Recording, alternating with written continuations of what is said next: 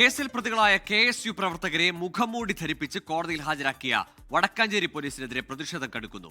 സംഭവത്തിൽ പ്രതിഷേധിച്ച് KSU നടത്തിയ പോലീസ് സ്റ്റേഷൻ മാർച്ച് സംഘർഷത്തിൽ കലാശിച്ചു.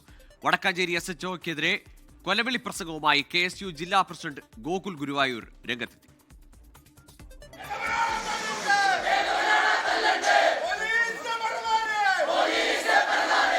ആഭ്യന്തരമന്ത്രിക്കും SHO ഷാജഹാനുമെതിരെ അസഭ്യവർഷത്തോടെയാണ് KSU സമരം ആരംഭിച്ചത്.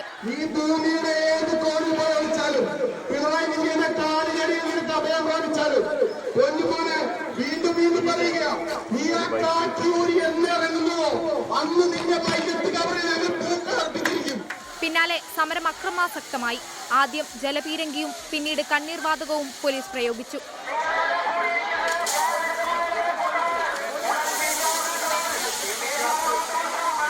KSU പ്രവർത്തകരെ മുഖംമൂടി ധരിപ്പിച്ച് കോടതിയിൽ ഹാജരാക്കിയ നടപടി അപരിഷ്കൃതമെന്ന് KPCC പ്രസിഡന്റ് സണ്ണി ജോസഫ് പ്രതികരിച്ചു.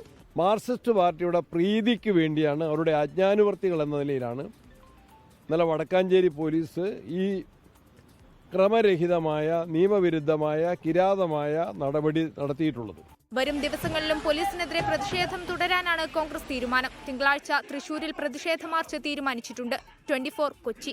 ലോകത്തെവിടെയായാലും ഏത് സമയത്തും 24 വാർത്തകളും ഓഗ്മെന്റഡ് റിയാലിറ്റി പാക്കേജുകളും എക്സ്പ്ലെയിനറുകളും വിശദമായി കാണാൻ ഞങ്ങളുടെ YouTube ചാനൽ നിങ്ങൾക്ക് സബ്സ്ക്രൈബ് ചെയ്യാം.